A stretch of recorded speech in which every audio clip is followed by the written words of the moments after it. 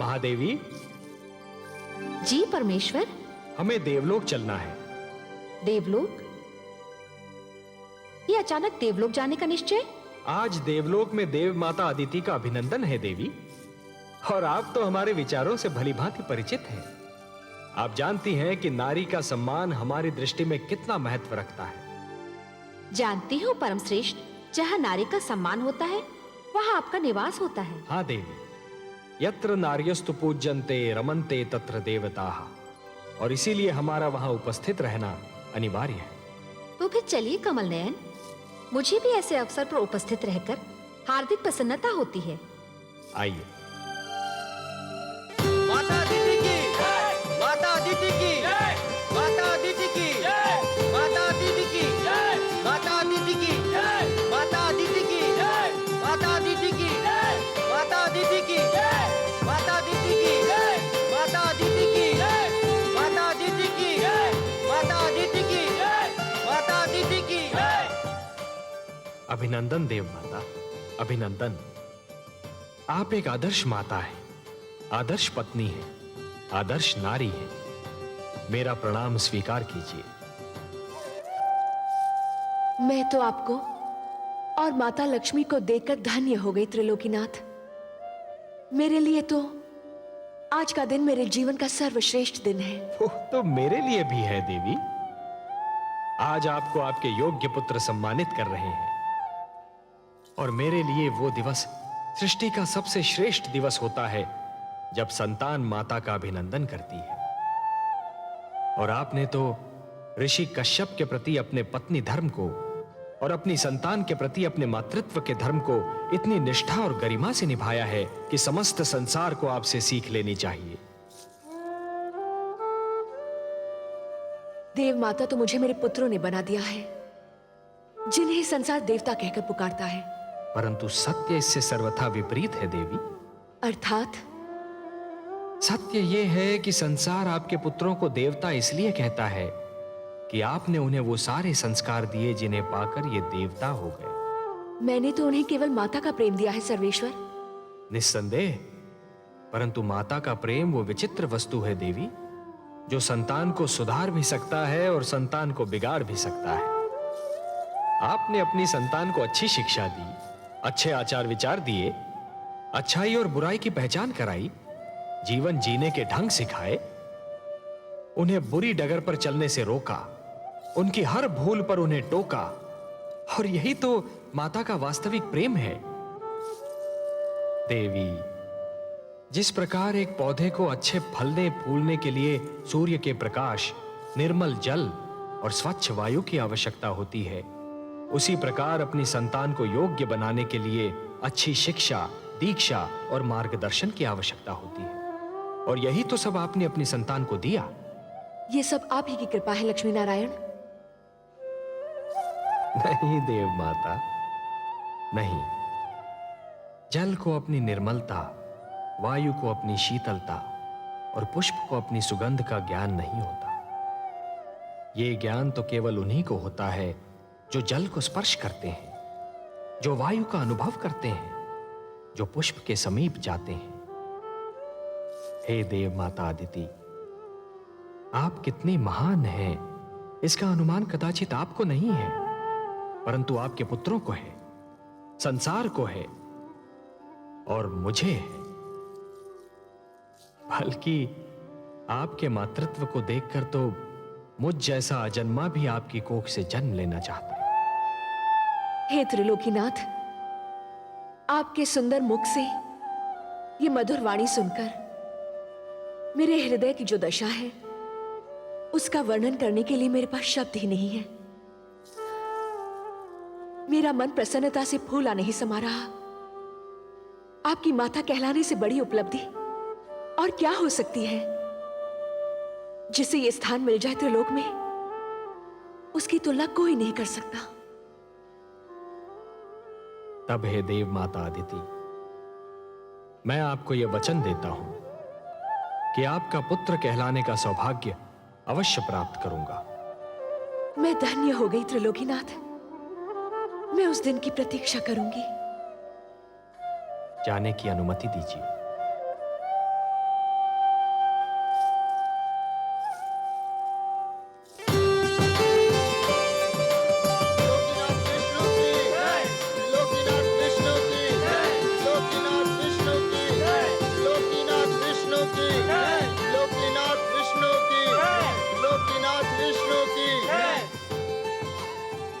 आइए माता, विराजिए।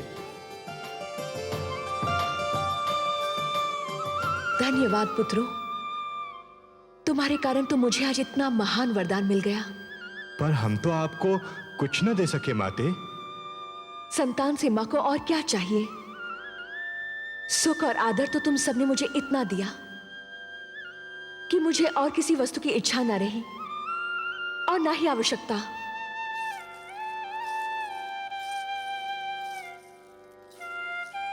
हम चाहते हैं कि हम आपकी और सेवा करें माते। हम चाहते हैं कि आप अब यहीं रहे देवलोक में। हाँ माते, अब आप यहीं रह जाइए। पुत्रों, नारी का देवलोक वही होता है जहां उसका पति निवास करता है, और मेरा देवलोक मेरी धरती है जहां मेरे पति और तुम्हारे पिता प्रतीक्षा कर रहे हैं। तुम सब तो हर पल मेरे साथ हो, क्योंकि मेरे मन में हो। मुझे भी सदैव अपने मन में रखो, मैं भी तुम्हारे साथ रहूंगी। मैं अब चलूंगी। मेरे देवता को यज्ञ के लिए मेरी प्रतीक्षा करनी पड़े, ये मेरे पत्नी धर्म के विरुद्ध है। मुझे अब चलना चाहिए।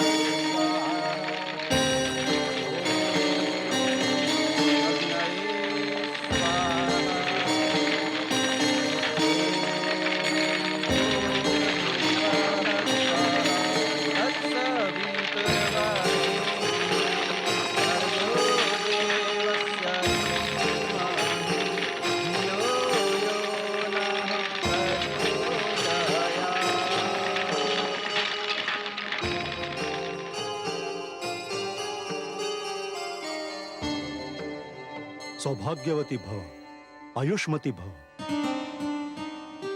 देवी, मैं भगवान विष्णु से प्रार्थना करता हूं कि वो आपकी समस्त इच्छाएं पूरी करें। स्वामी, जिस नारी का पति भी देवता हो और संतान भी देवता मानी जाती हो, उसके मन की और क्या इच्छा हो सकती है? मेरे मन की बस एक ही इच्छा है कि हमारे परिवार पर भगवान विष्णु की कृपा सदा यूं ही बनी रहे।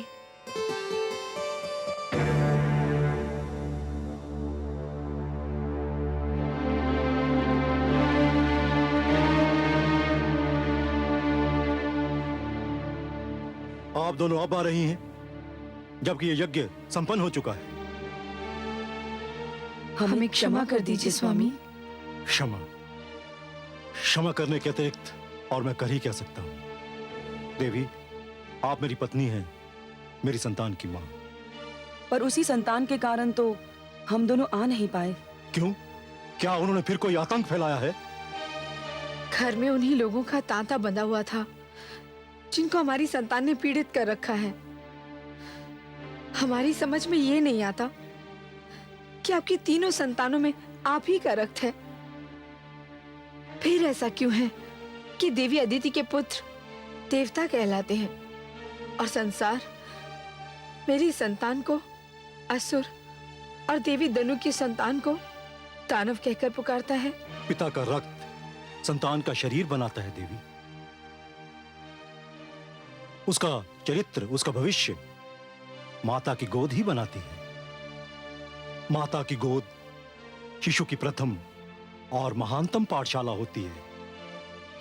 संस्कारों की नींव माता की गोद में ही पड़ती है और उसी पर चरित्र का महान भवन खड़ा होता है।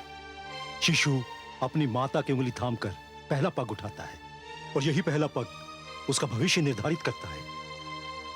अदिति को ही देखिए, उन्होंने अपनी संतान को वो शिक्षा दी, वो संस्कार दिए, आज उन्हें श्रेष्ठ माना जाता है, देवता कहा जाता है। और आप दोनों ने अपनी संतान की शिक्षा की ओर कोई ध्यान नहीं दिया, उन्हें कभी बुरे कर्मों से रोकने की चेष्टा नहीं की। लाड प्यार करके उन्हें इतना बिगाड़ दिया कि आज वो आपकी भी नहीं सुनते। मैं उनको नहीं, आपको दोषी समझता हूं। और देवी धनु, आपके पुत्र हयग्रीव ने धरती पर वो उत्पात मचा रखा है कि संसार उससे पीड़ित है और मैं उससे लज्जित हूं।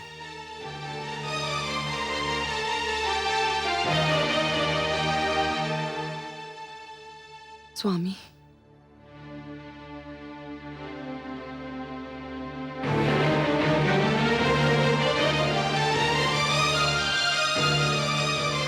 देवी अदिति, आप ही कोई उपाय बताइए कि मैं क्या करूं।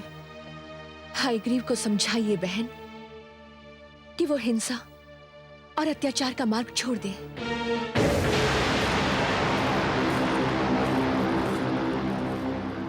नहीं होने दूंगा मैं मानव कल्याण।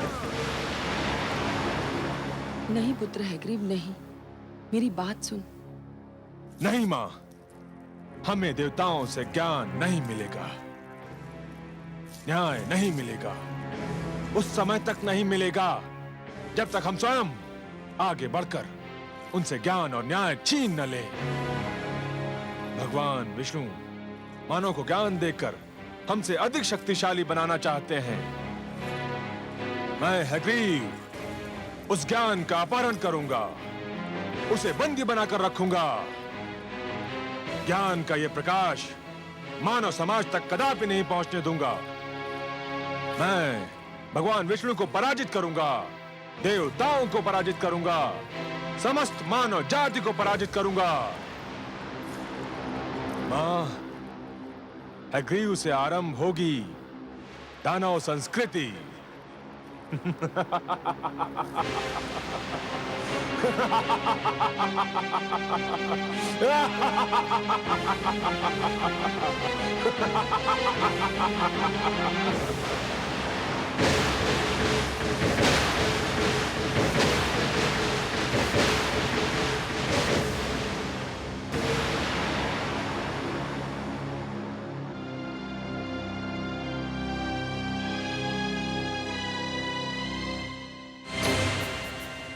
ऋग्वेद, यजुर्वेद, सामवेद, अथर्ववेद, मेरे निकट आइए।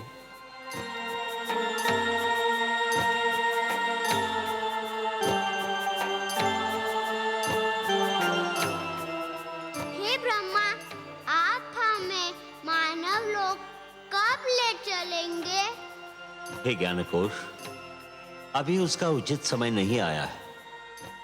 आपको मानव तक पहुंचाने से पहले मुझे कुछ और आवश्यक कार्य करने हैं। आपकी सुरक्षा मेरा सर्वप्रथम उत्तरदायित्व है। मुझे आपको उन हाथों में देना है जो आपके योग्य हों। मैं भगवान शिव से परामर्श करने जा रहा हूं। मेरे लौटने तक आप यहीं रहिए। जब तक मैं ना आऊं तब तक इस क्षेत्र से बाहर पग न धरें। मैं शीघ्र ही लौट आऊंगा। हे ब्रह्मा, हम आपके आदेश का पालन करेंगे।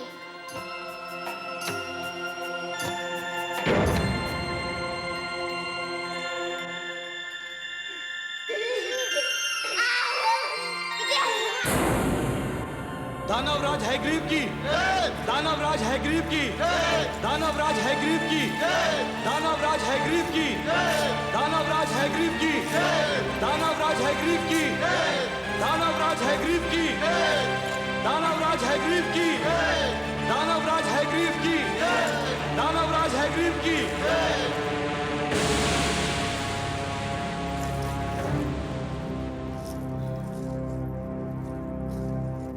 आज तुम्हें सुनाने के लिए कोई शुभ समाचार नहीं है मेरे पास। हाँ, दानव समाज के लिए एक अशुभ समाचार अवश्य है।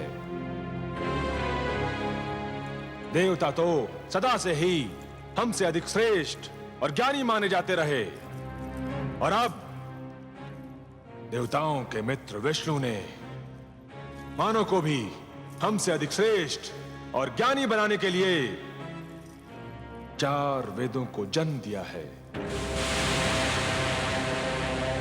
और विष्णु ने इन 4 वेदों को मानव तक पहुंचाने का कार्यभार ब्रह्मा को सौंपा है, और इस समय वो 4 वेद ब्रह्मा के पास हैं। ये हम दानवों के विरुद्ध षड्यंत्र है। ये देवताओं का मानव के प्रति पक्षपात है। इसे किसी प्रकार रोकिए। रोकूंगा, अवश्य रोकूंगा। जब तक मैं जीवित हूं, ज्ञान का यह प्रकाश मानव जाति तक कदापि नहीं पहुंचने दूंगा। मारक, घातक, पीड़क, हिंसक,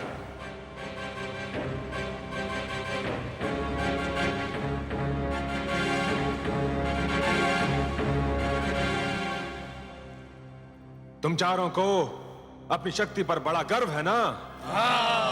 आज तुम सबकी शक्ति की परीक्षा है।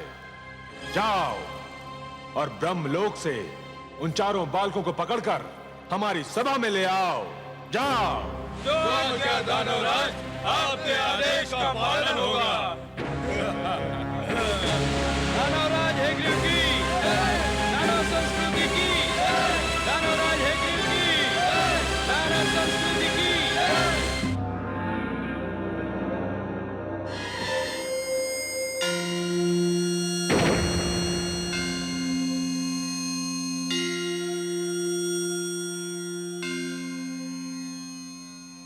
प्रणाम आदि प्रजापति ब्रह्मदेव।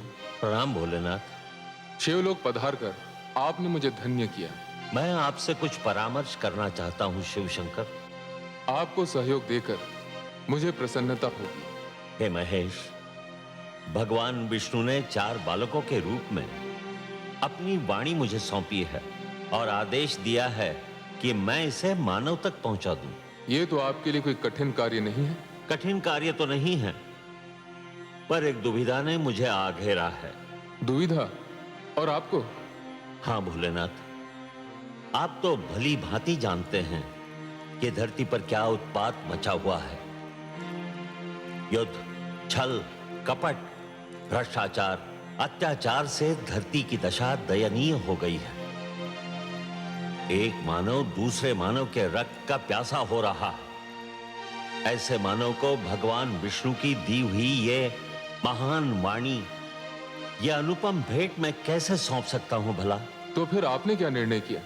कोई निर्णय लेने से पहले मेरे लिए आपकी स्वीकृति की आवश्यकता है। मेरी स्वीकृति? हाँ शिव शंकर, इस सृष्टि की रचना मैंने की है, परंतु इस सृष्टि में बहुत सी ऐसी वस्तुएं भी जन्म ले चुकी हैं जो अनचाही हैं। मैं इस सृष्टि में परिवर्तन चाहता हूं। भगवान विष्णु के आप्त वचन को मानव तक पहुंचाने से पहले मैं चाहता हूं कि धरती से कुरूपता, पाप, अन्याय तथा अवगुण का विनाश हो जाए। और हे महेश, यह कार्य तो केवल आप ही कर सकते हैं। हे आदि प्रजापति, इस धरती पर रूप और कुरूपता, न्याय और अन्याय तथा गुण और अवगुण एक दूसरे में इस प्रकार समाये हुए हैं, यदि एक को मिटाया जाए तो दूसरे का भी कुछ अंश मिट सकता है। पुण्य और पाप एक दूसरे में इस प्रकार उलझ गए हैं यदि एक पर चोट की जाए तो दूसरे को भी हानि पहुंच सकती है। यह क्षेत्र आपका है भोलेनाथ, कोई और इस कार्य में हस्तक्षेप कर ही नहीं सकता। यह निर्णय केवल आप ही कर सकते हैं कि किसको नष्ट किया जाए और किसकी सुरक्षा की जाए। आप जो निर्णय करेंगे वही उचित होगा, परंतु निर्णय तो आपको करना ही होगा। मुझे सोचने का अवसर दीजिए प्रभु।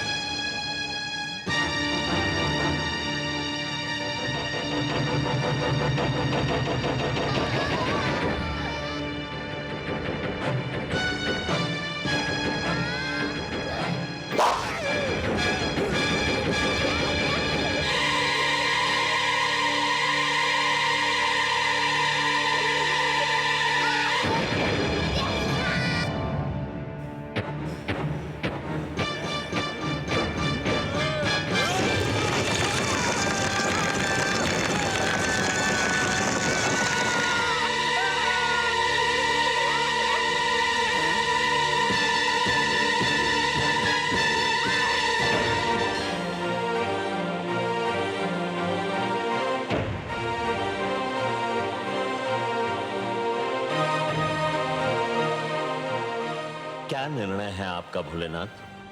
हे ब्रह्मदेव, मैं इस निष्कर्ष पर पहुंचा हूं कि सृष्टि को पूर्णतया नष्ट करना उचित नहीं होगा।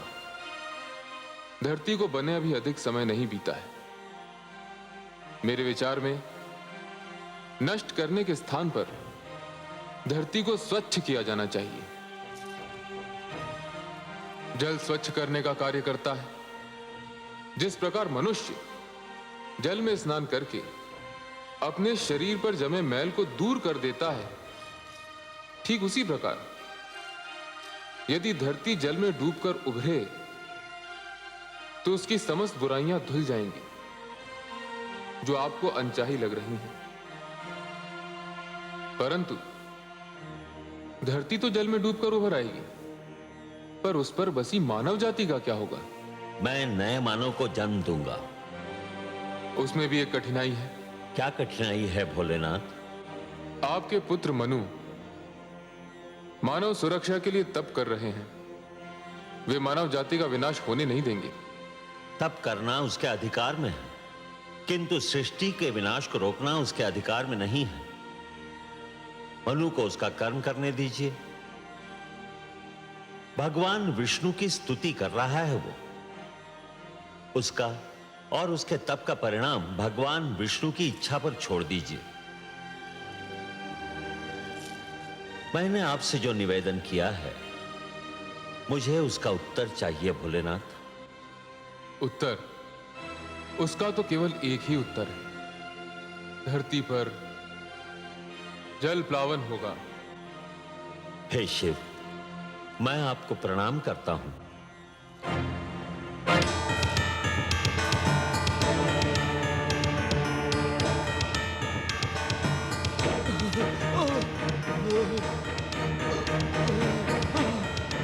दानवराज, दानवराज, हम उन बालकों का अपहरण नहीं कर सके।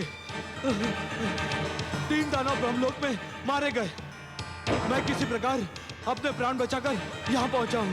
कायर, तू भी वही क्यों नहीं जलकर भस्म हो गया?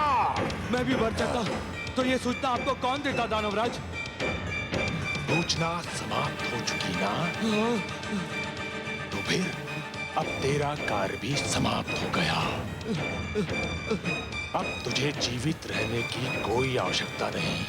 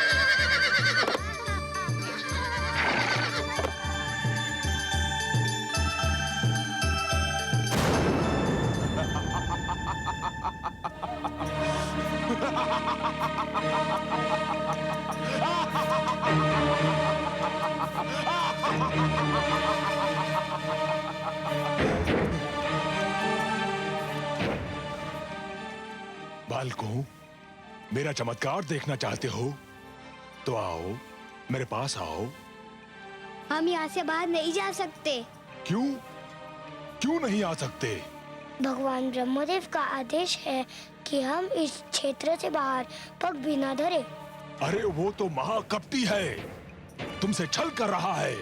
ब्रह्मा जैसे महान देवता के लिए अशुभ शब्द मुख से निकालते हुए तुम्हें लज्जा नहीं आती? लज्जा?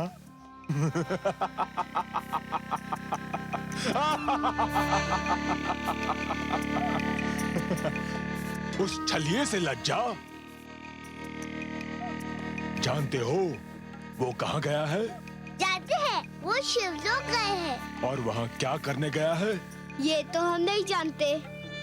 तुम चारों को पाकर ब्रह्मा के मन में खोट समा गया है।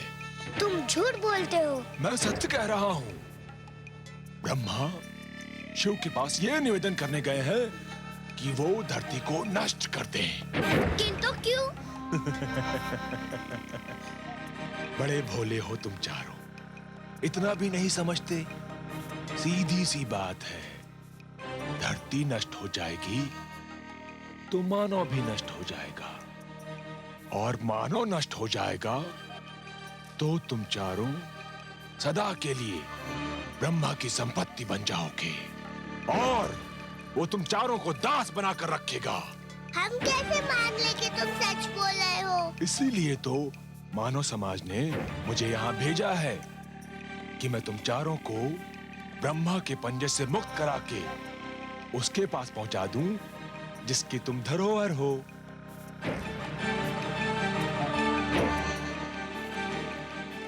सोच क्या रहे हो? यदि ब्रह्मा आ गया तो कभी मुक्त नहीं हो पाओगे। जीवन भर उसके दास बनकर उसकी सेवा करते रहोगे। व्यर्थ सोच विचार में समय नष्ट ना करो, मेरे साथ चलो। आओ आओ, मैं तुम्हें वचन देता हूं कि मैं तुम्हें इसी समय मानव के पास पहुंचा दूंगा। मानव बहुत समय से तुम्हारी प्रतीक्षा कर रहे हैं। आओ मेरे पास आओ, आओ आओ।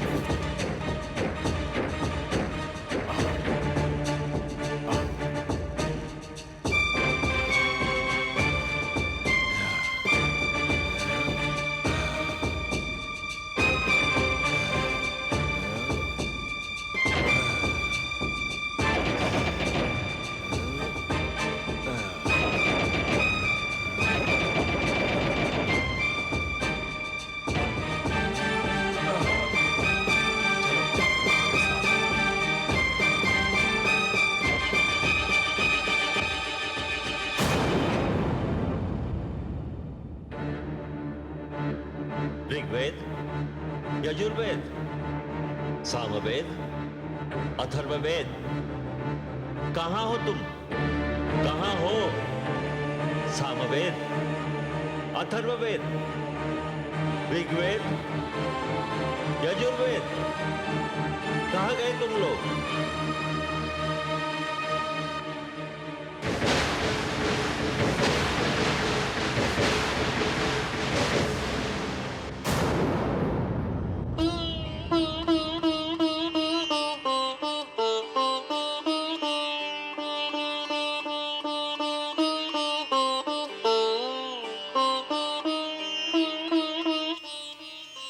सर्वेश्वर, आपने अपनी जो धरोहर ब्रह्मा जी को सौंपी थी उसे कोई चुरा कर ले गया है।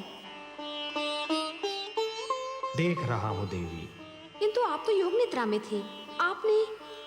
ध्यानस्थ था देवी। निद्रा और ध्यान में बस थोड़ा सा ही तो अंतर होता है। निद्रा में शरीर के साथ साथ मस्तिष्क भी सो जाता है, और ध्यान में मस्तिष्क सचेत और पूर्ण रूप से जागा हुआ होता है। हे सर्वेश्वर, फिर आप शांत क्यों हैं? शांत इसलिए हूं कि मैं देखना चाहता हूं कि हयग्रीव मेरे आप्त वचन को कहां ले जा रहा है। जब तक पूरी घटना को देख न लिया जाए, समझ न लिया जाए, उसके परिणामों का अनुमान न लगा लिया जाए, तब तक कोई भी पग उठाना उचित नहीं होगा। शीघ्रता मानव की प्रवृत्ति है। मुझे इस घटना को पूर्णतया देख लेने दीजिए महादेवी।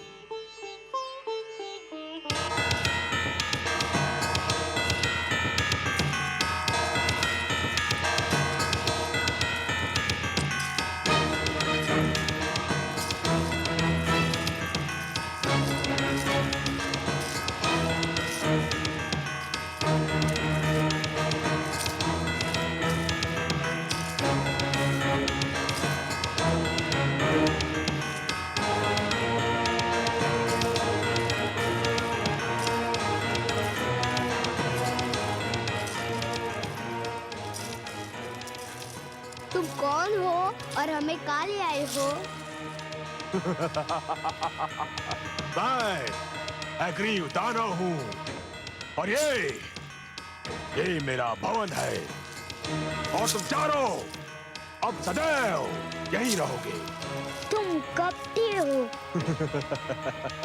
तुमने हमारे साथ छल किया। तुम्हें अपने अधिकार में लेने के लिए मैं कुछ भी कर सकता था, पर भगवान ने हमें मानव के लिए बनाया है। हम मानव कल्याण के लिए रचे गए हैं। हमें मानव के पास जाना है। अब तुम कहीं नहीं जाओगे। बड़ी कठिनाई से तुम्हें प्राप्त किया है। अब देखता हूं मानव हमसे अधिक शक्तिशाली कैसे बनता है। तुमने हमें मुक्त नहीं किया तो भगवान विष्णु तुम्हारा सर्वनाश कर देंगे।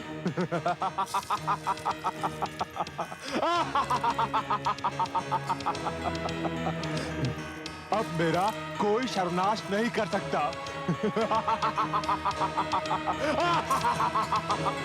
और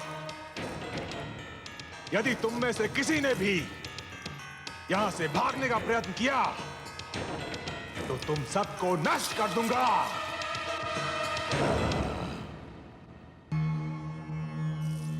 प्रणाम।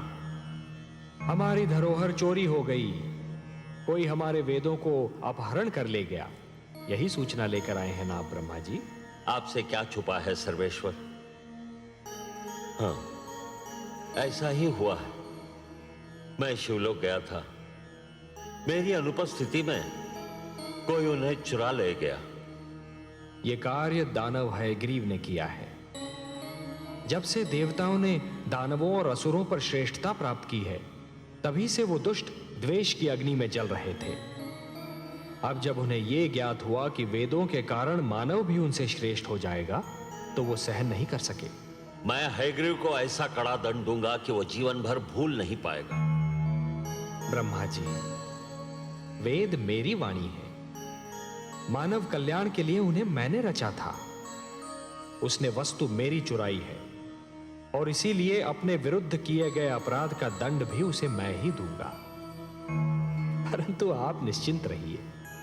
काग अपनी चाल बदल लेने से हंस नहीं बन जाता। विष अपना रंग बदल लेने से अमृत नहीं हो सकता। वेदों को अपने निकट रखने के उपरांत भी दानव अपनी दानवी प्रवृत्ति नहीं बदल सकते।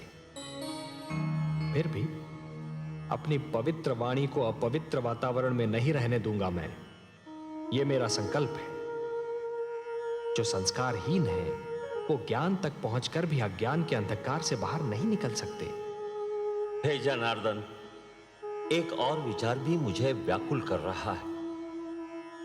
मेरे अनुरोध पर भगवान शिव ने पृथ्वी को जलमग्न करने का निर्णय लिया है। दूसरी ओर मनु ने सृष्टि की सुरक्षा के लिए आमरण व्रत रख लिया है। धरती के जलमग्न होने में अधिक विलंब नहीं है।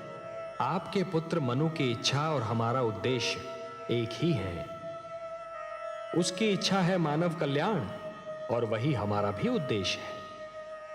अब महादेव के निर्णय और हमारे उद्देश्य की पूर्ति के बीच क्या होना है, यह आप हम पर छोड़ दीजिए। आप चिंता मुक्त होकर जाइए ब्रह्मलोक।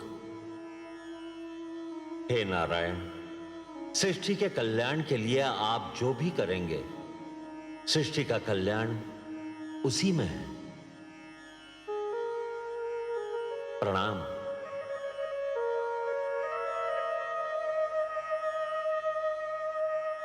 हे प्रभु, अब क्या होगा? आप क्या करेंगे? ब्रह्मापुत्र मनु का क्या होगा?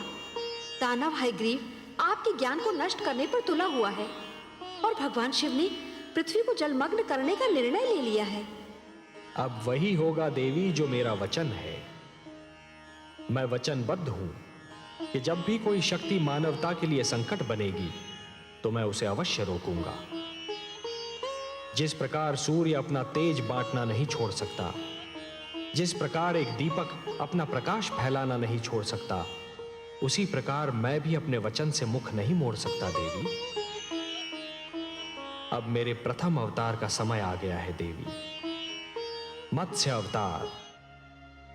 परित्राणाय साधूनाम विनाशाय च दुष्कृताम धर्म संस्थापनार्थाय संभवामि युगे युगे। मत्स्य अवतार?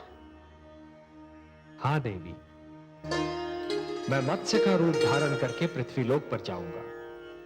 आप पृथ्वीलोक जाएंगे? हाँ महादेवी। और मैं क्या होगी? जब से आपने मेरी रचना की है, मैं आपके बिना एक पल भी नहीं रही हूँ। आप ही तो कहते हैं कि मैं आपकी अर्धांगिनी हूँ। आपकी बाएं भुजा में मेरा वास है, पामांगी हूँ मैं आपकी, और आप मुझे ही छोड़कर जाने की बात कर रहे हैं। ये कमल नयन, मुझ पर दया कीजिए, एक क्षण भी मैं आपसे दूर नहीं रह सकती। हे सर्वश्रेष्ठ, हे नारायण, आपकी लक्ष्मी आपसे दूर नहीं रह पाएगी। दूर तो मैं भी नहीं रह सकता आपसे महादेवी। अपना विष्णु रूप पाते ही मैंने आपकी रचना की थी, तो मैं आपसे दूर कैसे रह सकता हूं? भला पुष्प से सुगंध और सागर से लहर दूर रह सकती है? हमारे एकाकार होने का समय आ गया है देवी।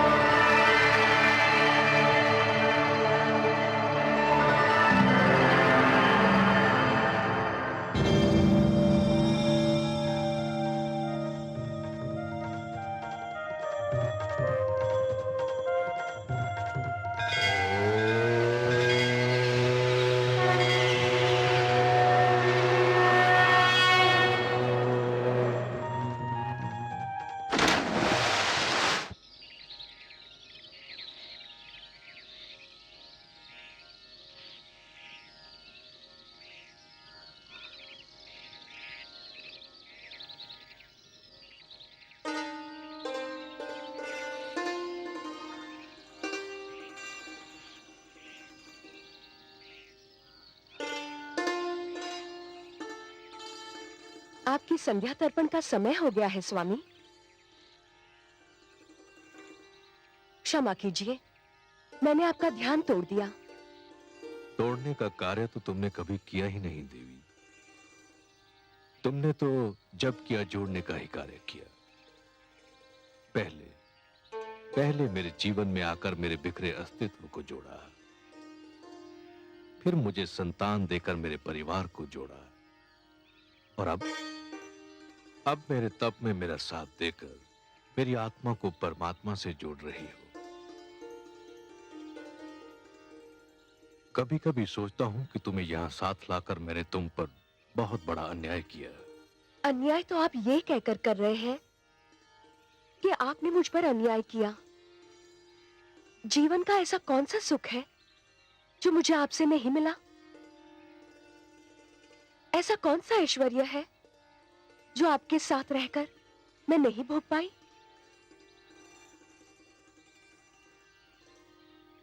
मैं बहुत ही स्वार्थी कहलाती यदि मैं आपसे केवल सुख पाती रहती, आपके दुख और आपके कष्ट की भागीदार न बनती। पिता श्री ब्रह्मा ने हमको उत्पन्न करते समय भी तो यही कहा था कि हम दो शरीर किंतु एक प्राण है। आप वृक्ष हैं स्वामी, और मैं अमरलता। आपके सहारे के बिना तो मैं खड़ी भी नहीं रह सकती। तुमने जिस प्रकार सतीत्व के धर्म का पालन किया है, उसी से प्रसन्न होकर पिता श्री ब्रह्मा ने तुमको वरदान दिया कि तुम सदैव वैसी की वैसी रहोगी जैसी पिता श्री ने तुम्हें उत्पन्न किया था। तुम्हारी आयु आती जाती ऋतुओं और बीते समय से कदापि प्रभावित नहीं होगी।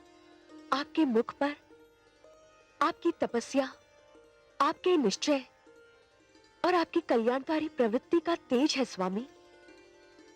मानव जाति के कल्याण के लिए आप आमरण व्रत कर रहे हैं। मानव जाति को बचाने के लिए आप तपस्या कर रहे हैं स्वामी। तुम भी तो मेरी भांति केवल जल का सेवन कर रही हो देवी। तुमने ये व्रत क्यों रखा है? मैं अपने सुहाग की रक्षा के लिए व्रत कर रही हूँ। अब उठिए, सूर्यास्त का समय हो गया है।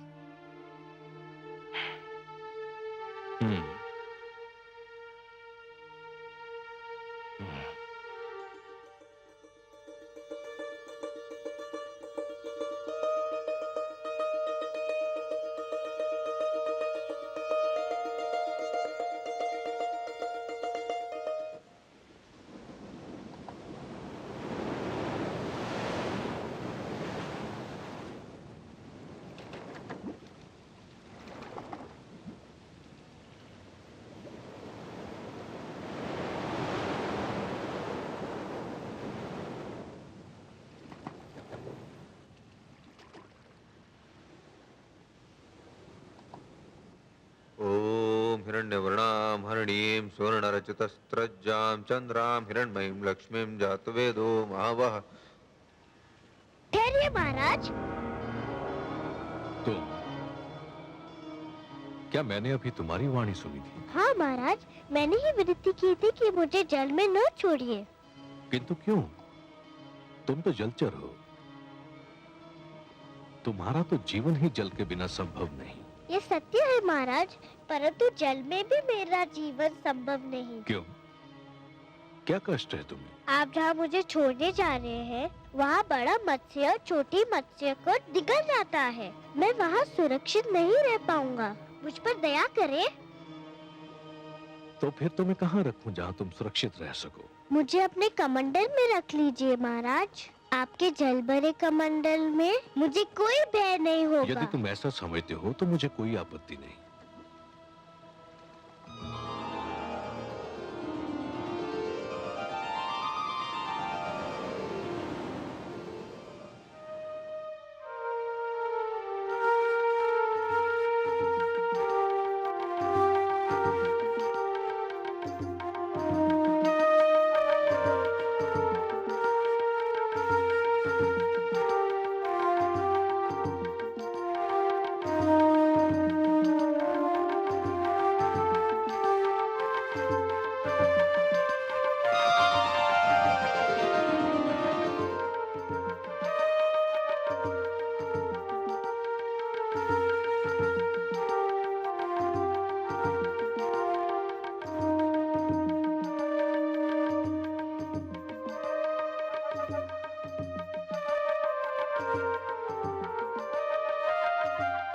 नहीं देवी नहीं, जल मत फेंकना। क्यों स्वामी? कमंडल में एक मत्स्य है, मैंने उससे जीवन रक्षा का वचन दिया है। ये तो छोटी सी मछली है। यह आपने बहुत अच्छा किया जो मुझे बता दिया, नहीं तो इसके प्राण चले जाते।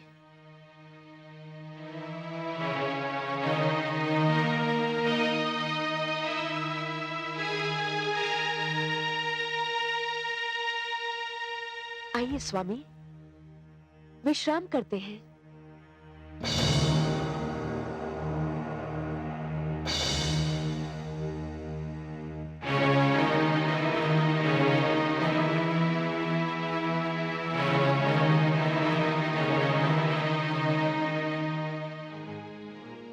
हे दानवराज, आप हमें मुक्त कर दीजिए।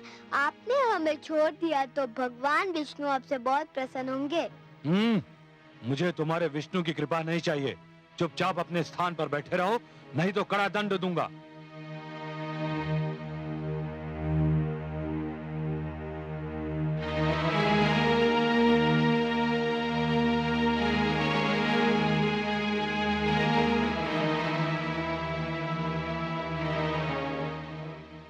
कौन है ये सुंदर बालक? इन्हें किसने बंदी बनाया है? हम भगवान विष्णु के आप्त वचन माता दानव हयग्रीव हमारा अपहरण करके हमें यहाँ ले आया है। छोड़ दो इन्हें। मुझे खेद है माता, मैं आपके आदेश का पालन नहीं कर सकता। क्यों? क्यों नहीं कर सकते मेरे आदेश का पालन? ये चारों दानवराज हयग्रीव के बंदी हैं और उनका आदेश है कि इन्हें ना छोड़ा जाए। माते,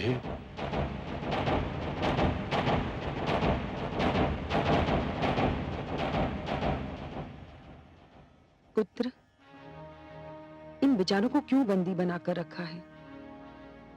छोड़ दो इन्हें, मुक्ति दे दो इन सुंदर भोले भाले बालकों को।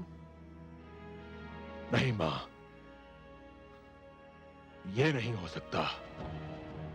ये भगवान विष्णु के आप्त वचन हैं, ज्ञान का भंडार है, बहुत महान है। जानता हूं मां, इसीलिए तो इनका अपहरण किया है।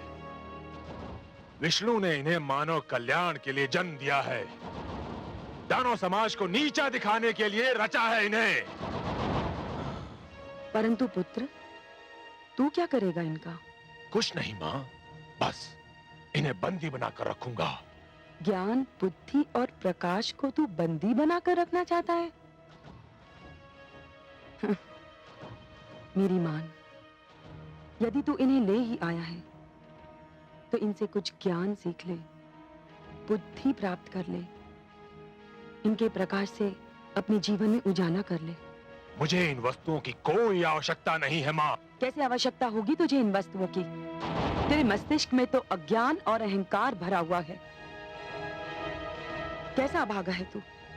तेरे घर में ज्ञान और बुद्धि के 4 दीपक हैं और तू अंधेरों में भटक रहा है। मां, तुम जब भी आती हो मेरे लिए अब शब्दों का ही उपहार लाती हो। कैसी माता हो तुम? कैसी माता हूं मैं? एक अभागन माता हूं। और कैसी माता हूं मैं? मैं ऐसी माता हूं जिसे उसकी संतान ने एक पल भी सुख नहीं दिया। तुम चाहती क्या हो मां? मैं चाहती हूं कि तू इन्हें मुक्त कर दे। नहीं करूंगा। तो फिर मैं ले जाऊंगी इन्हें अपने साथ। नहीं ले जाने दूंगा। मैं देखती हूँ कौन रोकता है मुझे। मैं रोकूंगा इन्हें।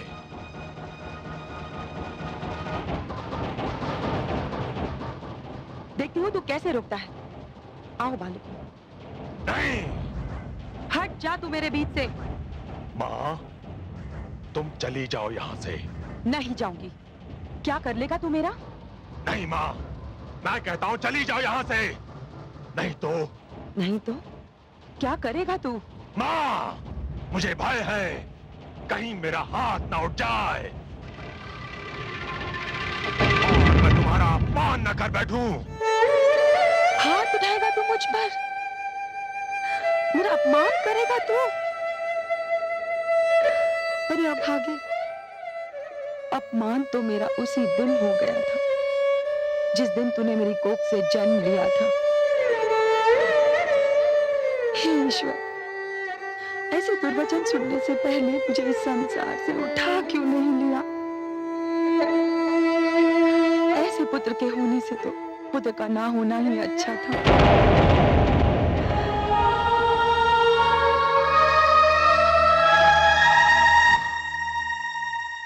अब तुमने यदि किसी से सहायता मांगी अथवा मांगने की चेष्टा की तो मैं तुम सबको नष्ट कर दूंगा।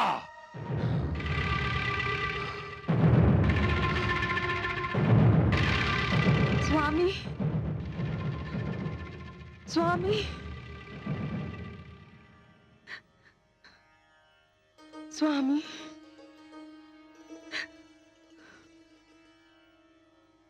आगे कुछ कहने की आवश्यकता नहीं है देवी। मैं आपकी ये दशा देखकर जान गया हूं कि आप अपने पुत्र हयग्रीव से मिलकर आ रहे हैं। हाँ स्वामी, परंतु आज तो वो अयोग्यता की सारी सीमाएं पार कर गया।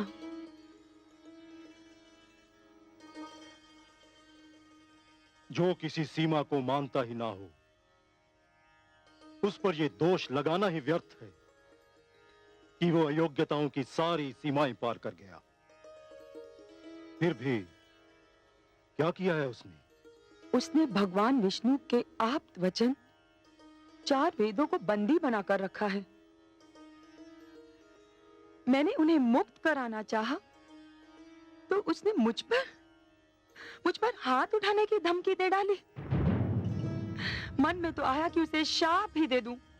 तो फिर दे दिया होता। शरीर का जो भाग सड़ जाए उसे काट कर फेंक देना ही उचित होता है।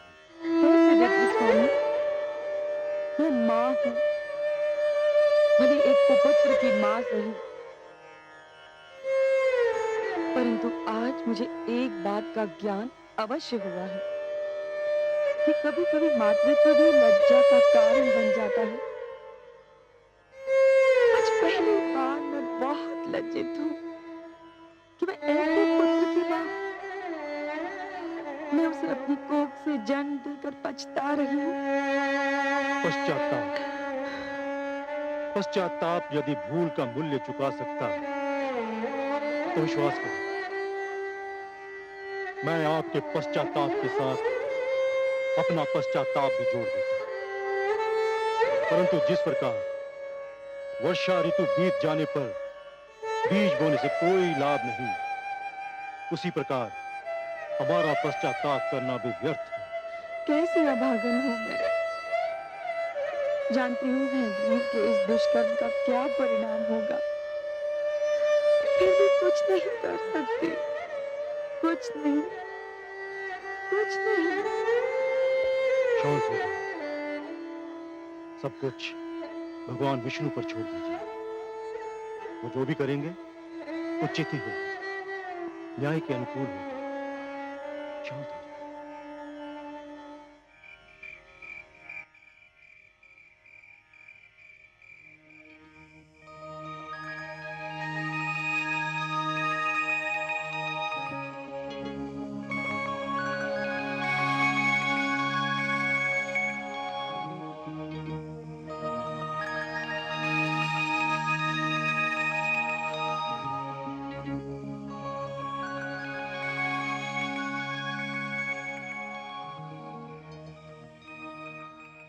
महाराज, महाराज, महाराज, महाराज, महाराज, महाराज,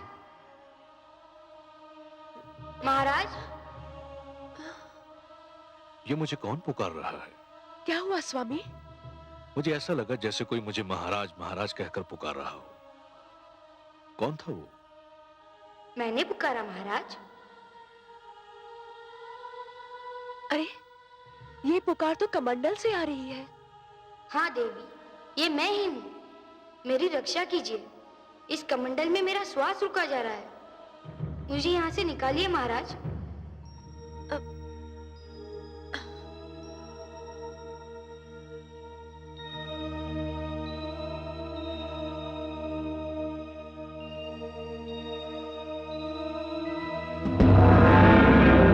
अरे, मत्स्य का आकार तो कमंडल के बराबर हो गया है। मुझे अनुमान नहीं था कि कोई जलचर एक ही रात्रि में इतना बड़ा हो जाता है। इस कमंडल में तो इसका श्वास घुट जाएगा। मैं इसे बाहर के जलाशय में छोड़ आता हूं, इसे वहां चैन मिल जाएगा।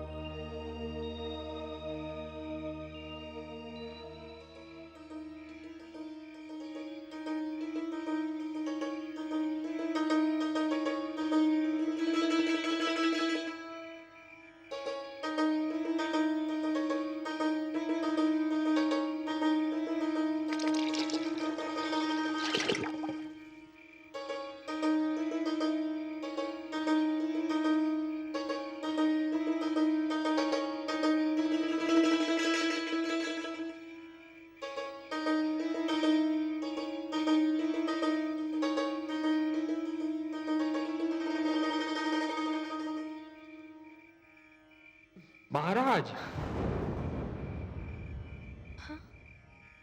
महाराज,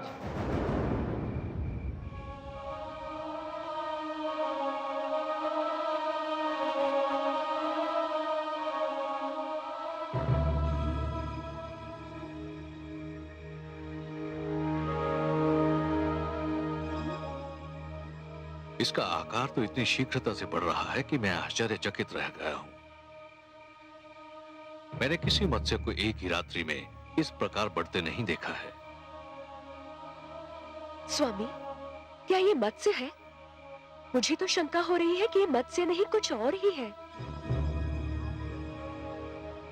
अरे कुछ नहीं है देवी, संसार में ऐसे चमत्कार तो होते ही रहते हैं। यह भी ईश्वर का कोई चमत्कार होगा। आप चिंता मत कीजिए। तो अब आप इसे कहां ले जाएंगे? इसका आकार इतनी शीघ्रता से बढ़ रहा है कि सागर के अतिरिक्त इसका कोई स्थान नहीं हो सकता। मैं इसे ले जाकर सागर में छोड़ दूंगा। अब इसे किसी बड़े मत्स्य या जीव जंतु का भय नहीं है।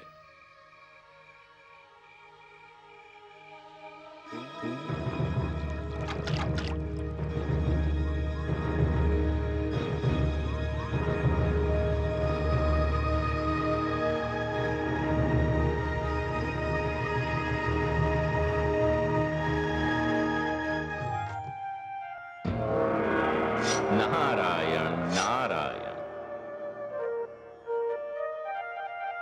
प्रणाम पिताश्री, बारंबार प्रणाम। आयुष्मान भव। आओ पुत्र, उचित समय पर आए तुम। तुम्हें ज्ञात है सृष्टि में क्या होने वाला है? हाँ पिताश्री, मुझे ज्ञात है कि सृष्टि में क्या होने वाला है, और मुझे यह भी ज्ञात है कि सृष्टि में जो होने वाला है वो आपके ही परामर्श का परिणाम है। तुम सत्य कहते हो पुत्र, परंतु सृष्टि के प्रति मेरे मन में प्रेम भी तो है। स्वाभाविक है पिताश्री, नितांत स्वाभाविक है।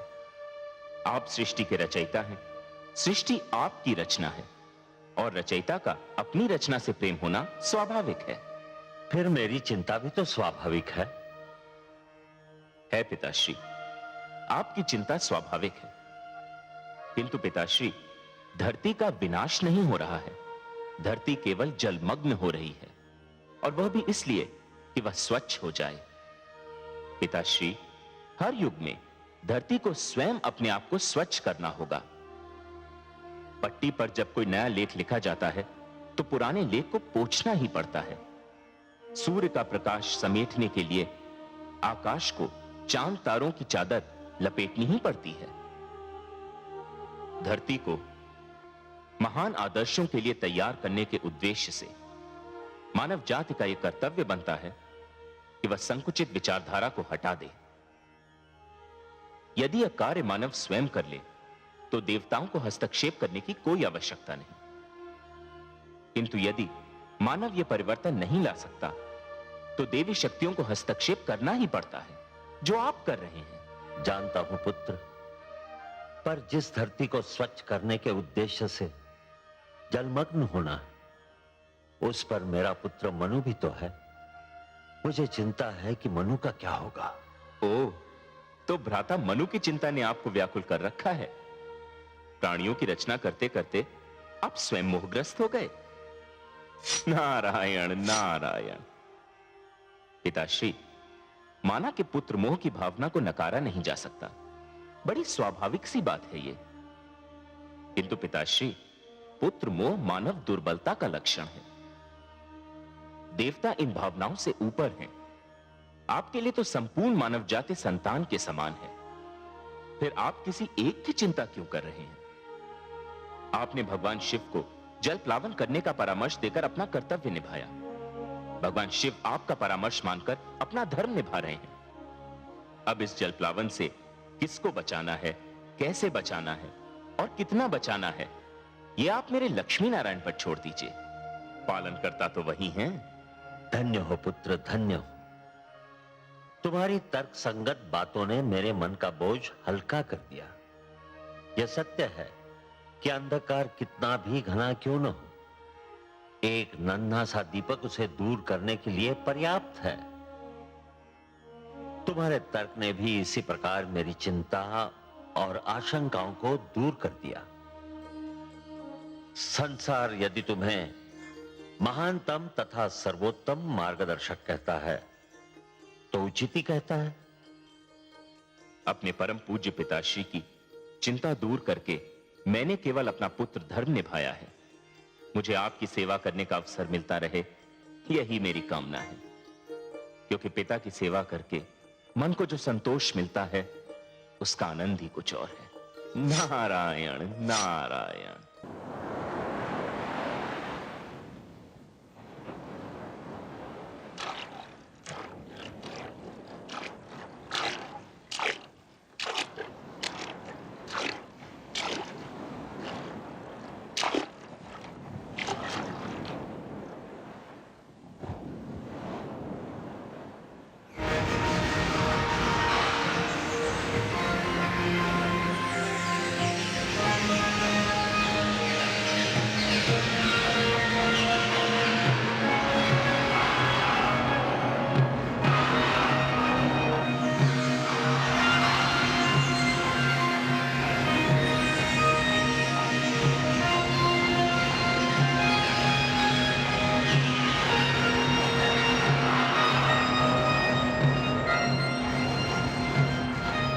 क्या हो रहा है भगवान? मुझे अपनी आंखों पर विश्वास नहीं हो रहा। एक नन्हा सा मत्स्य जिसे मैंने अपने कमंडल में शरण दी थी, वो इतना विशालकाय हो गया है कि ये अथाह विशाल सागर भी इसके लिए छोटा दिखाई पड़ रहा है।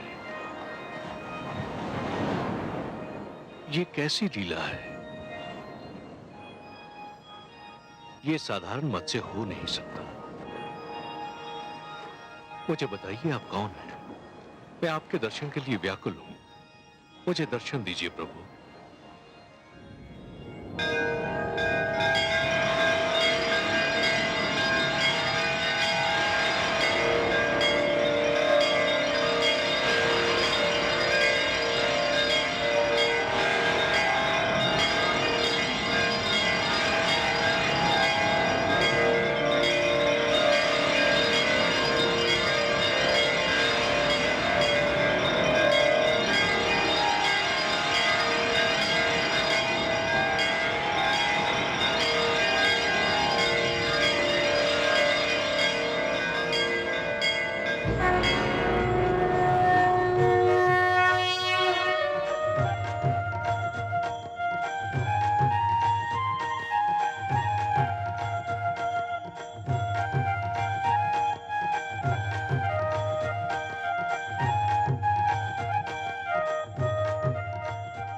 भगवान आप?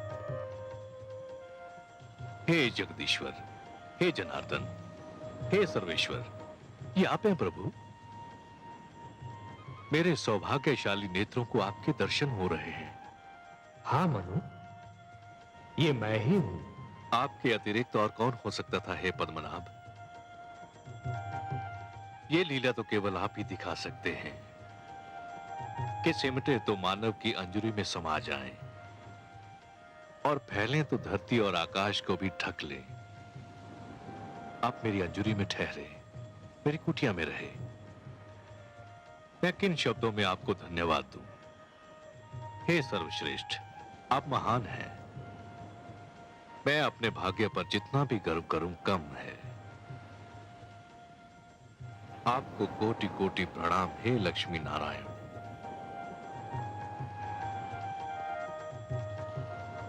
पर क्षीर सागर को छोड़कर धरती पर आकर उसे पावन करने का क्या भेद है दीनदयाल?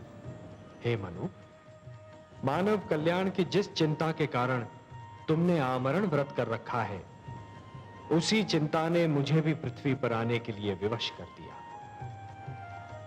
अब मेरी बात ध्यान से सुनो। आपकी मधुर वाणी सुनने के लिए मैं सिर से पांव तक कान बना हुआ हूं प्रभु। ब्रह्मा के परामर्श पर भगवान शिव इस धरती को स्वच्छ करना चाहते हैं। उन्होंने धरती को जलमग्न करने का निर्णय कर लिया है। आने वाली अमावस्या को आकाश से ऐसा वज्रपात होगा कि कानों को ध्वनि सुनाई नहीं देगी। ऐसी वर्षा होगी मनु कि मानो लगेगा कि आकाश में छेद हो गया। जल का एक रेला आएगा और यह धरती गहरे जल में डूब जाएगी। मैं तुम्हें डूबने से बचाना चाहता हूं मनु। मैं आपकी कृपा और अनुकंपा को कैसे धन्यवाद दूं? परंतु हे जगदीश्वर, जब समस्त धरती ही डूब जाएगी, मानव जाति ही नष्ट हो जाएगी, तो मैं अकेला बचकर क्या करूंगा? हे मनु, जीवन मानव से महानतर है।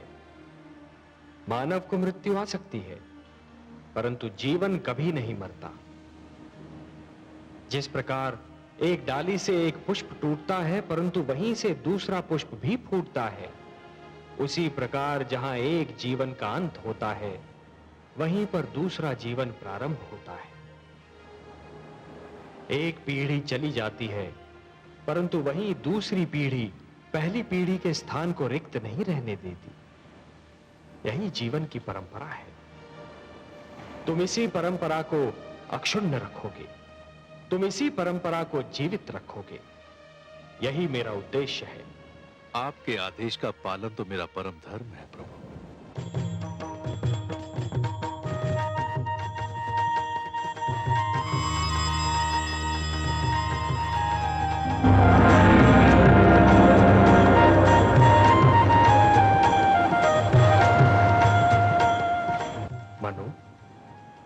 जल प्लावन के समय तुम अपनी धर्म पत्नी शतरूपा के साथ इस नौका पर सवार हो जाना।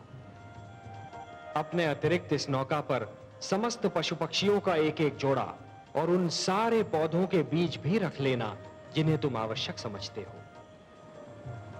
मैं मत्स्य के रूप में आऊंगा। तुम इस नौका को मेरे सींग से बांध देना। मैं तुम्हारी नौका को सुमेरु पर्वत पर ले जाऊंगा, जहां पहुंचकर तुम्हें एक नवीन जीवन का निर्माण करना होगा, एक नए मानव को जन्म देना होगा। जो आदेश प्रभु। मैं आपके आदेश का अक्षरशः पालन करूंगा।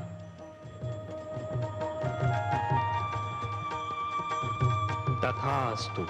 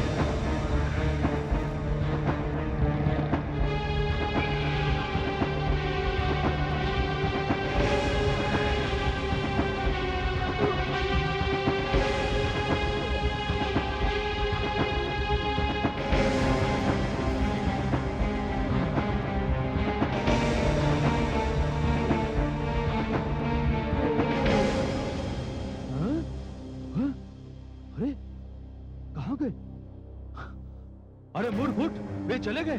कौन चले गए? वही चारों बंदी। ये तो अंधेर हो गया। दानवराज हैग्रीव को पता चला तो हम सब मारे जाएंगे। अब क्या होगा? कहाँ भाग गए वो चारों? दानवराज हैग्रीव को सूचना तो देनी पड़ेगी। चलो चलो चलो।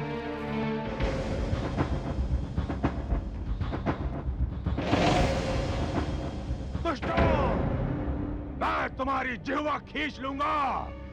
कहाँ गए वो चारों?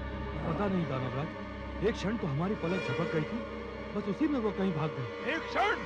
अरे मूर्खों, एक क्षण में तो वो संसार के इस छोर से उस छोर तक पहुंच सकते हैं। जाओ, शीघ्रता से ढूंढो उन्हें। डरो, मैं भी तुम्हारे साथ चलता हूँ। यदि वे इस क्षेत्र से बाहर निकल गए तो फिर हमारे हाथ नहीं आएंगे, और यदि वे हमारे हाथ नहीं आए तो मैं तुम सबको यमलोक पहुंचा दूंगा।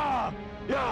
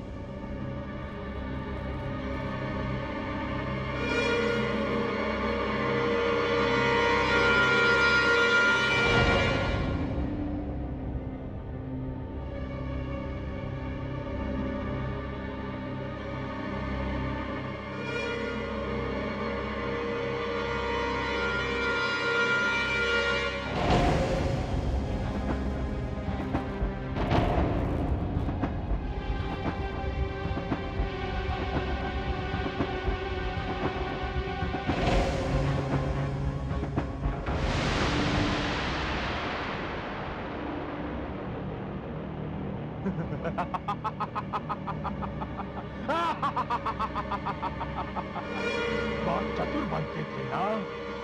अभी निकालता हूं तुम सबकी चतुराई। मैंने कहा था ना, यदि भागने का प्रयत्न किया तो तुम सबको मार डालूंगा। अब मुझे वही करना होगा। या! अपने भगवान विष्णु का जी भर कर स्मरण कर लो।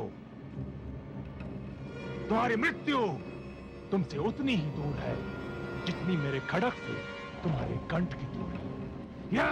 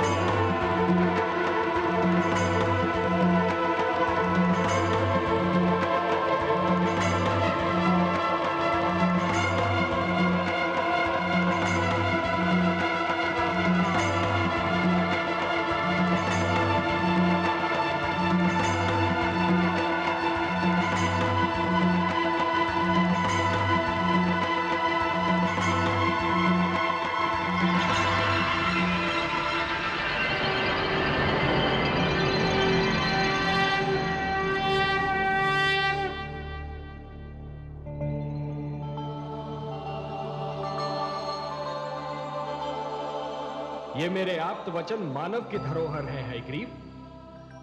ये इस अपवित्र स्थान में नहीं रह सकते और तू इनको नष्ट भी नहीं कर सकता। इनकी रक्षा करना मेरा उत्तरदायित्व है। संभवतः तुम्हें मानव तक पहुंचाने का समय अभी नहीं आया है, और जब तक वो समय नहीं आता तब तक अंधेरे में भटकते हुए मानव जीवन के लिए उजाले का संदेश बने हुए तुम मेरे ही पास रहोगे।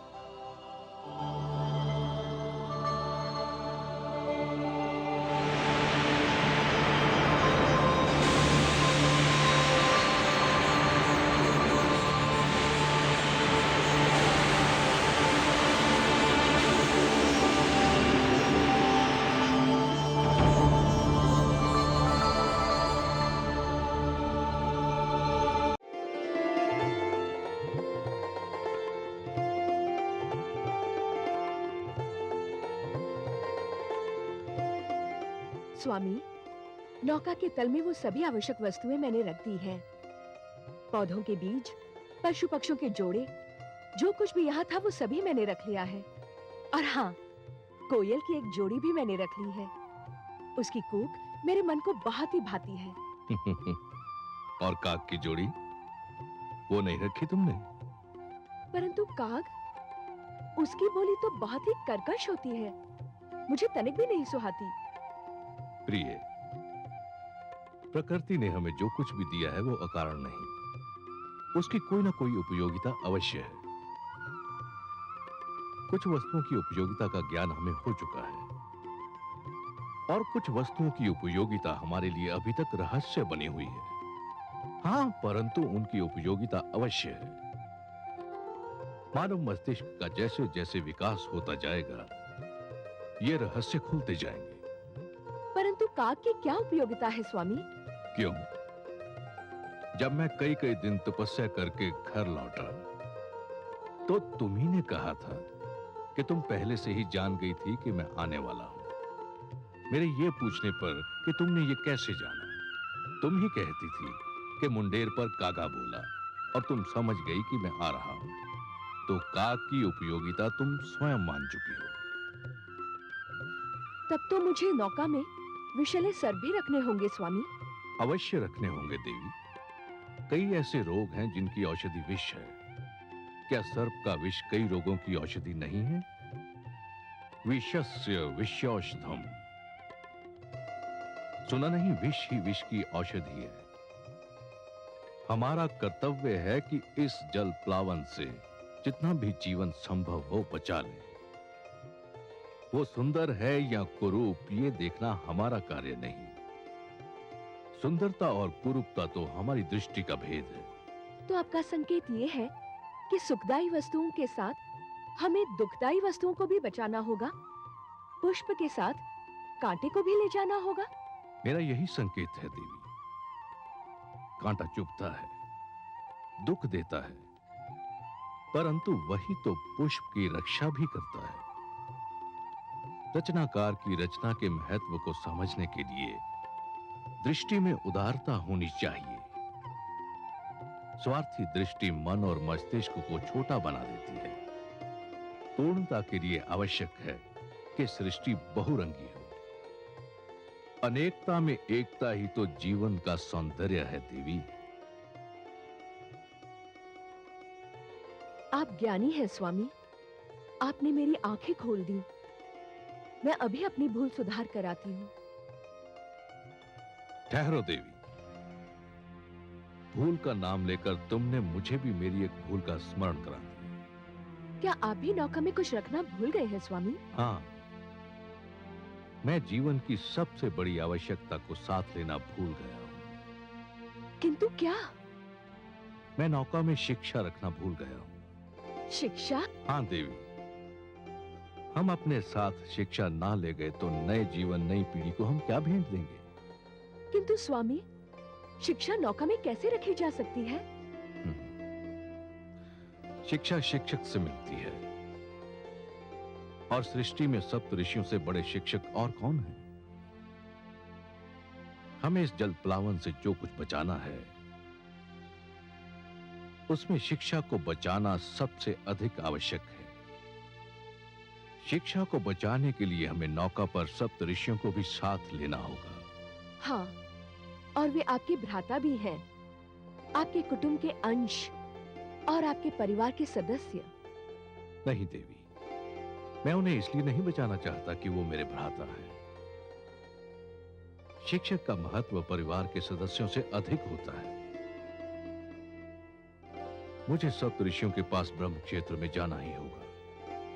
किंतु स्वामी, समय बहुत ही थोड़ा रह गया है। तुम चिंता न करो देवी, मैं उन्हें साथ लेकर सांझ तक लौट आऊंगा।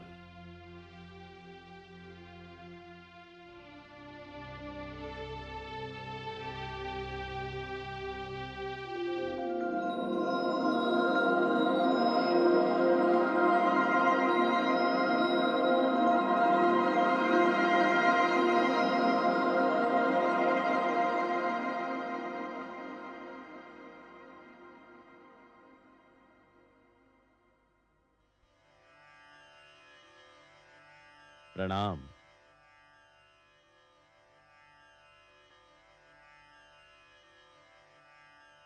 इस अचानक ऋतु परिवर्तन का कारण मेरी समझ में नहीं आ रहा है। देखते ही देखते दृश्य बदल गया है। आकाश का रंग परिवर्तित हो गया है। हे वशिष्ठ देव, हम भ्राताओं में आप ही खगोल शास्त्र के सबसे महान ज्ञाता हैं।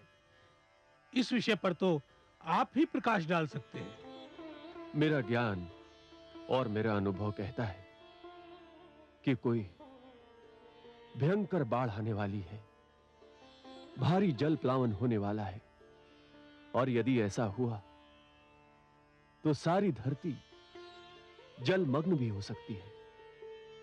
तो फिर हम क्या करेंगे?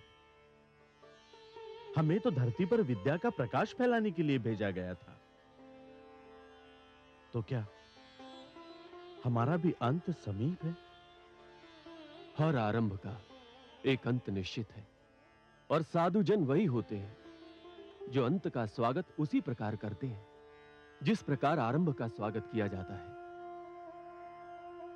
हमें जिसने जीवन दिया था, यदि वही हमारी मृत्यु चाहता है,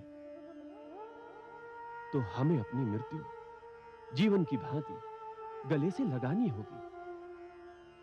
परंतु हमारा कार्य तो अभी समाप्त नहीं हुआ है। हमें मानव को शिक्षा का ज्ञान देना है। ये सोचना हमारा कार्य नहीं है। हे वशिष्ठ देव, हम सब में आप ही श्रेष्ठ हैं। आपका मार्गदर्शन पाकर हम सब आगे बढ़ते हैं। तो फिर हमें योग समाधि लगाकर ध्यान मग्न हो जाना चाहिए। मृत्यु आए तो हमें अपना स्वागत करता पाए। आपके आदेश का पालन होगा।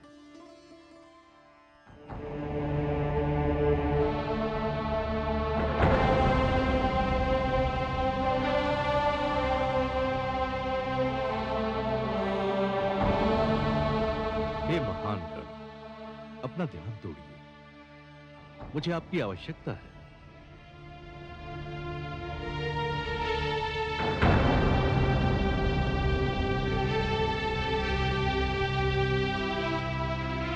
मैं ब्रह्मपुत्र, आपका अनुज, मानव कल्याण के लिए आपको लेने आया हूं। इस जल प्लावन के उपरांत जो जीवन आरंभ होगा, आप नहीं होंगे तो वो अंधकार में भटकने लगेगा। हे ऋषिगण, आपको सृष्टि में आने के उद्देश्य की पूर्ति करनी है। मानव जाति के लिए, जीवन के लिए आपका मेरे साथ चलना अनिवार्य है। आंखें खोलिए, समय हाथों से निकला जा रहा है।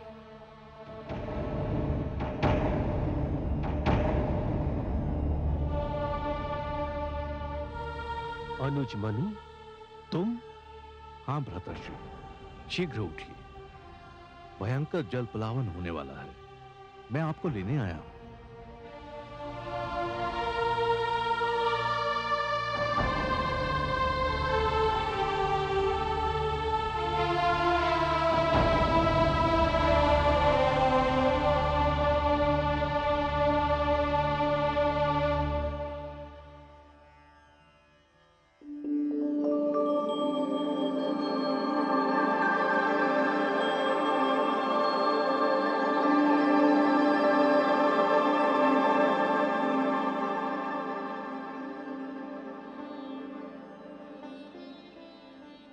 देवी, धरती पर जल प्लावन का समय आ गया है।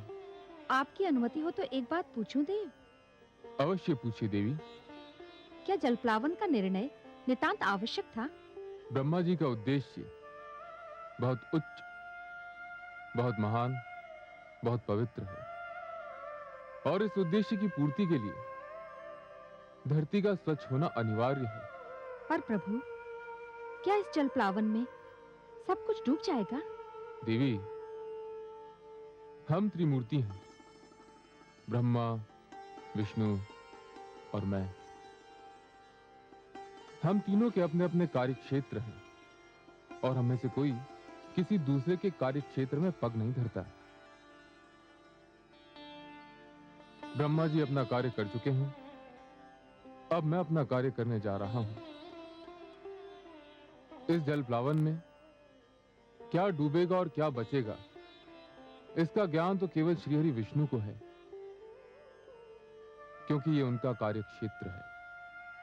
पर प्रभु, इसके उपरांत होगा क्या? उसके उपरांत सब कुछ शांत हो जाएगा।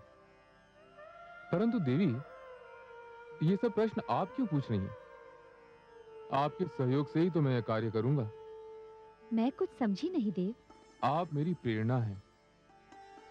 आपसे शक्ति पाकर ही मैं हर कार्य करता हूं। मैं आपको कैसे शक्ति दूंगी प्रभु? मेरे भीतर समाकर तनिक इस कैलाश को भी तो अर्धनारीश्वर का रूप देख लेने दीजिए। जो आज्ञा प्रभु।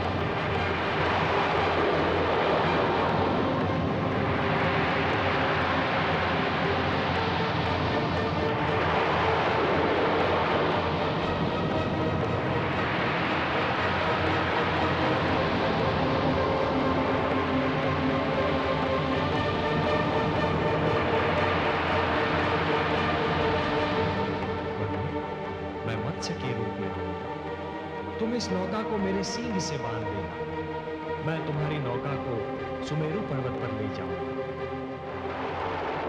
हे सर्वेश्वर, आपने तो कहा था कि आप हमारी सहायता करेंगे।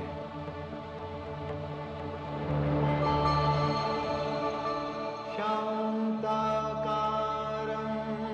भुजगशयनं पद्मनाभं सुरेशं विश्वाधारं गगनसदृशं मेघवर्णं शुभांगं लक्ष्मीकान्तं कमलनयनं योगिभिर्ध्यानगम्यं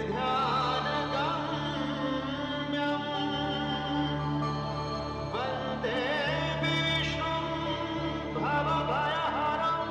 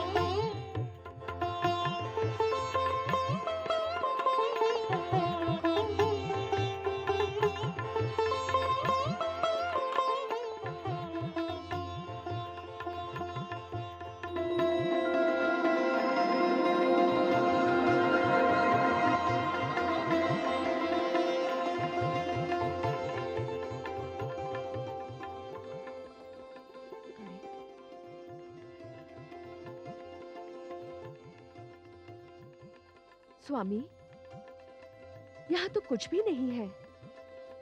एकदम निर्जन स्थान लगता है। ऐसा मत कहो देवी, यहाँ हम हैं और यहाँ वो है जो कण कण में रमते हैं।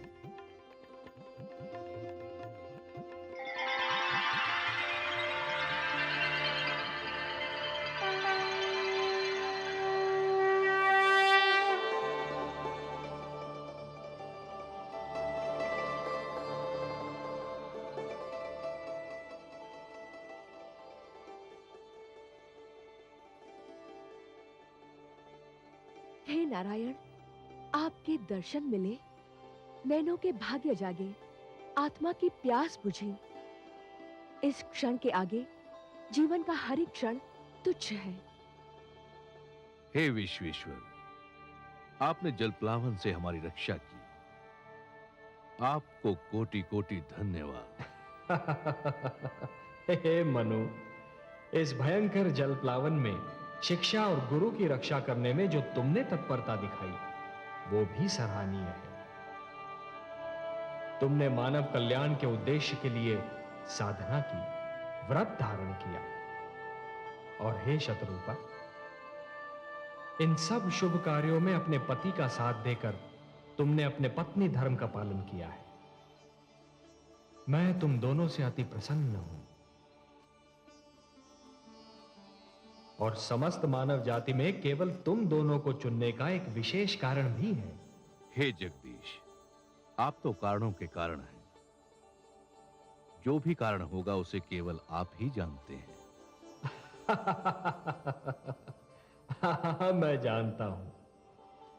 जानता हूं मनु कि मानव कल्याण के मेरे परम उद्देश्य की पूर्ति के लिए आप दोनों माध्यम हो। यह मेरा परम उद्देश्य आपके माध्यम से ही संपन्न होना है। मनु, जब खेत की उपज पक जाती है और खेती काटी जाती है, तो कृषक कुछ बीजों को बचाकर रखता है और यही बीज आने वाली उपज का कारण बनते हैं। मैंने भी यही किया है। तुम दोनों की रक्षा करके मैंने जीवन की रक्षा की है। अब तुम दोनों मिलकर नव जीवन की उपज का कारण बनोगे और यह आने वाला जीवन बहुत सुखद होगा मनु, बहुत सुखद होगा, पावन होगा। और तुमने सप्त ऋषियों के इस समूह को अपने साथ में लाकर एक बहुत बड़ा कार्य किया है, क्योंकि आने वाले जीवन की महान आवश्यकता होगी शिक्षा। हे सर्वव्यापी, हे रहस्य ज्ञाता, नवजीवन को जो शिक्षा मिलेगी वो तो केवल आप प्रदान कर सकते हैं। आप मुझे ज्ञान दीजिए, ये शिक्षा क्या होगी, कैसी होगी? हे वैवास्वत, मानव बड़ा विचित्र प्राणी है और उसका इतिहास भी उतना ही विचित्र है। उठता है तो देवता बन जाता है और गिरता है तो दानव। दानवता अज्ञान और हीनता का प्रतीक है और मैं हर युग में मानव को दानव बनने से बचाना चाहता हूं। अर्थात मानव देवताओं की भांति अमर तो नहीं हो सकता, पर देवताओं की भांति संपूर्ण तो अवश्य हो सकता है। और उसे संपूर्ण बनाने का मूल मंत्र मुझे तुम्हें सौंपना था और इसीलिए जलप्लावन से रक्षा के लिए मैंने तुम दोनों को चुना है। हे जगदीश्वर, आपको कोटि कोटि धन्यवाद। हे लक्ष्मीपति, आपकी जय हो। मैं तुम दोनों को यह उपहार सौंपता हूं जो समस्त मानव जाति की धरोहर है।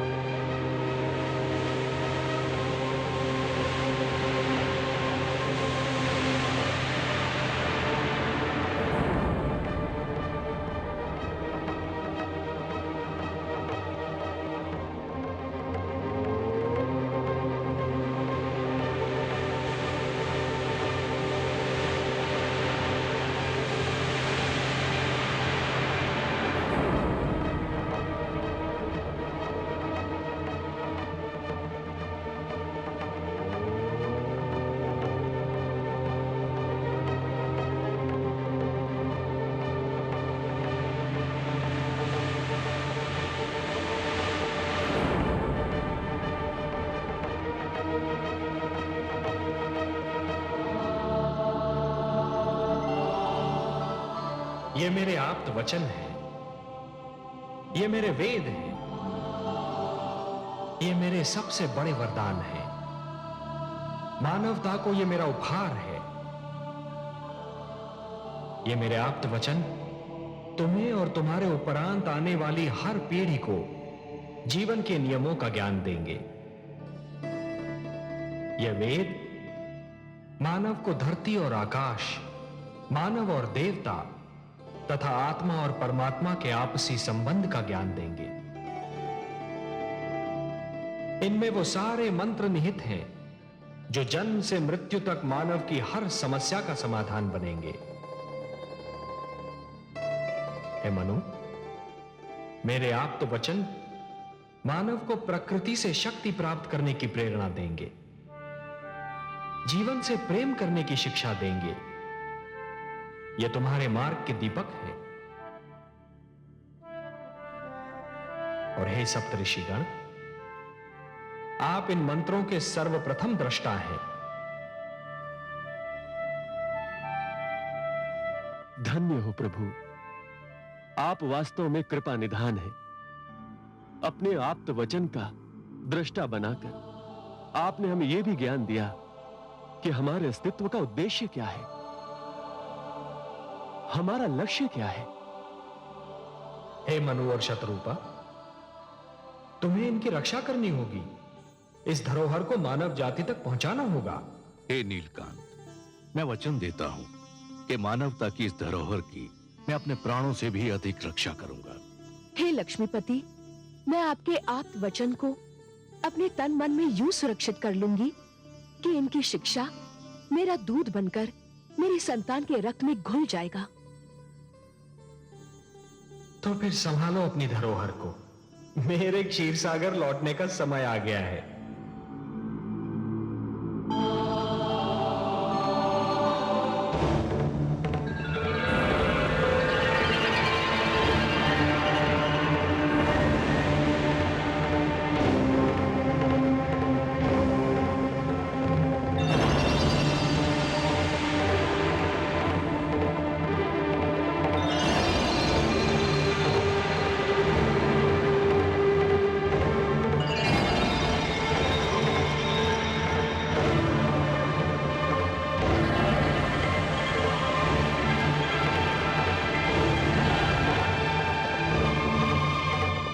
अब मैं तुमसे विदा लेता हूं।